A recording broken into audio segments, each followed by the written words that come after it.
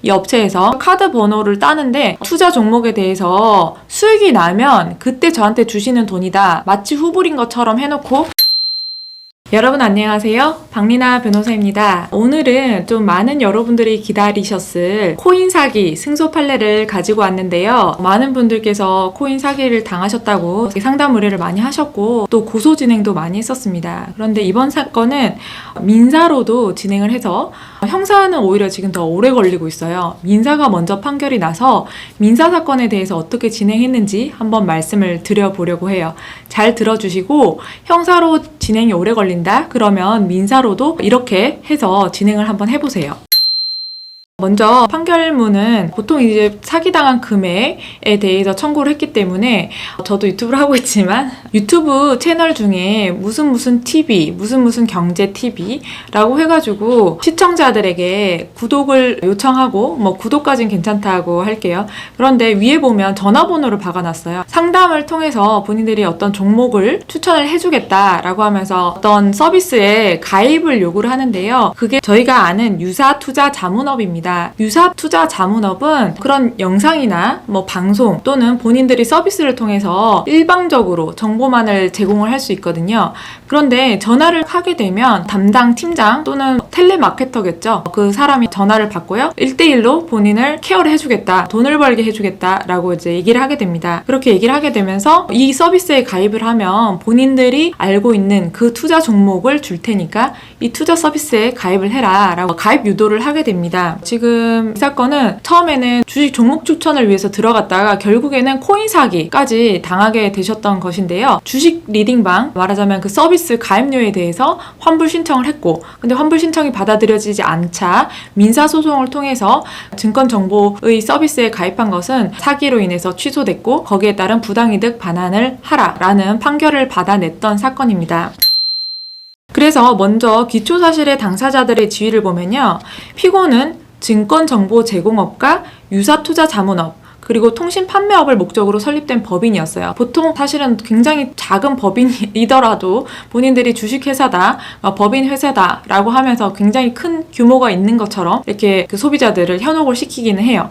저희 의뢰인께서도 증권정보 제공업 서비스 상품에 이제 가입을 하게 된 겁니다. 이 상품 500만원짜리 가입을 하시면 엄청난 그런 돈을 벌 수 있는 종목을 저희가 드릴 테니까 가입을 하라고 하게 된 거죠. 그래서 회원 가입비를 먼저 이분께서 신용카드로 결제를 하시게 됩니다. 이제 그 금액이 결국에는 이제 1000만원 단위를 넘어가게 되는 거예요. 그래서 무슨 경제 TV의 이 담당자가 이제 설명을 하게 됩니다. 본인이 여기 이 무슨 TV의 정보팀장인데 본인이 알고 있는 정보가 돌기 전에 먼저 구해서 주겠다라고 합니다. 그리고 엄청난 수익을 주면 저한테도 이렇게 보답을 하시라 이렇게 하는 것입니다. 지금 현재 시가총액이 한 700억 하는데 곧 3,500 이상은 예상하는 100% 자신 있는 종목입니다 라고 하면서 종목을 딱 추천을 해요. 그러면서 이 종목에 대한 수익이 나면 그때 결제를 하면 되는 것이고 지금은 확인을 위해서 일부 승인 조치만 들어간다 라고 하면서 이 업체에서 카드 번호를 따는데 처음에 설명할 땐 이래요. 투자 종목에 대해서 수익이 나면 그때 저한테 주시는 돈이다. 마치 후불인 것처럼 해놓고 이제 카드 결제를 다 해버린 겁니다. 그래서 이 팀장이 하는 말이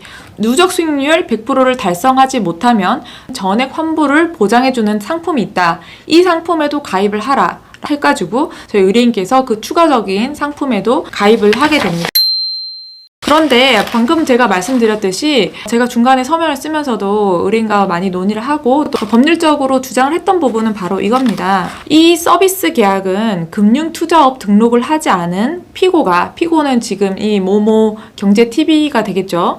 자본시장과 금융투자업에 관한 법률 제17조에 반하여 특정인을 상대로 1대1 투자 자문 행위를 제공하는 것이라서 강행법규 위반으로 무효다. 주장을 했고요. 두 번째로는 이 사건 각 서비스 계약은 피고가 수익률 500% 이상을 보장하거나 가입비 전액 환불 및 수익률 100% 보장 등을 약속하는 등으로 원고를 기망하여 착오에 빠져 체결된 것이므로 사기 또는 착오에 의한 의사표시로 이를 취소한다라는 주장을 한 거죠. 그러니까 무효 주장도 했고 사기 또는 착오에 의한 취소 주장도 한 것입니다. 세 번째로 원고는 이 사건 각 서비스의 계약의 계약서를 서면으로 받은 적이 없기 때문에 전자상거래 등에서 소비자 보호에 관한 법률 제17조 1항 1호 방문 판매 등에 관한 법률 제8장 제1항 1호에 따라 계약서를 받기 전까지 언제라도 청약 철회를 할 수 있는 바 원고의 의사표시에 따라 청약이 철회되었다. 그리고 피고가 약정한 누적 수익률을 달성하지 못했으므로 이 사건 각 서비스 계약은 해지되었다. 주장을 했습니다. 그래서 판사님께서 이걸 다 인정을 다 해주신 거예요. 어떤 인정을 했냐면 지금 이 사건 사실을 다 종합을 하면 피고가 제공할 서비스의 내용, 가입비 납부, 절차 등에 관해서 원고를 기망하였다고 봄이 타당하다.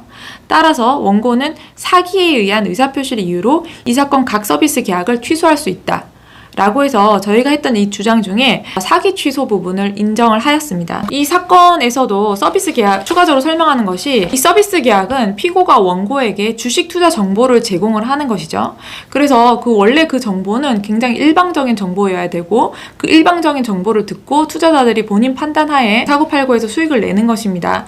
근데 만약 이 서비스에 따라 여러 가지 정보가 오는데 본인이 계속 이걸로 해서 손실을 봤다 그러면 그 서비스에 가입을 해지하거나 안 하겠죠.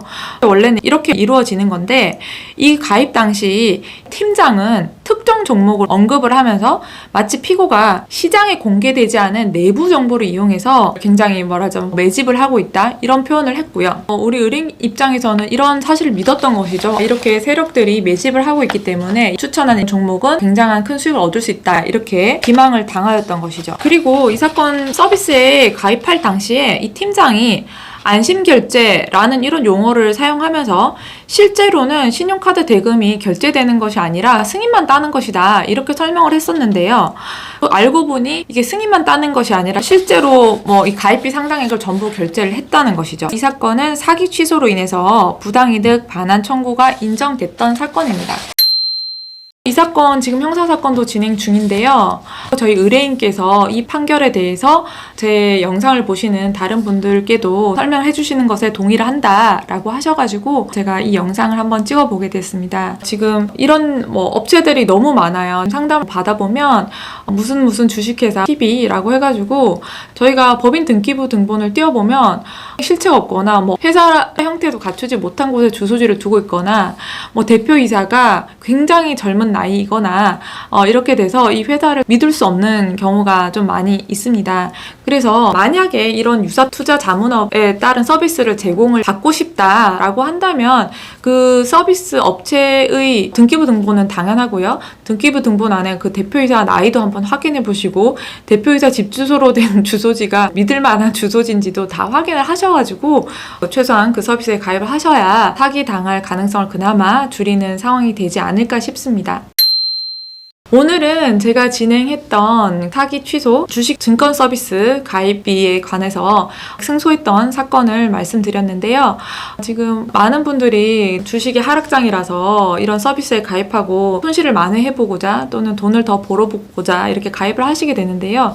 제가 보니까 이 서비스 가입비가 결코 적지 않아요. 굉장히 큰 금액이고 정말 좀 믿을 만한 회사인지 2번, 3번 확인을 하고 가입을 하셨으면 좋겠습니다. 실제로 저희가 이렇게 민사사건은 승소를 했지만 사실 이것의 지금 집행 문제도 또 남아 있어요. 집행이라는 것은 이 회사가 돈이 없다라고 한다면 어떤 재산을 집행해서 이 금액 상당을 받아올 것인가 하는 이런 부분도 사실 문제가 남아 있는 부분입니다. 그래서 잘 확인을 해보시고 가입을 하시더라도 되도록이면 본인이 공부해서 하시는 게 좀 좋지 않을까 싶습니다.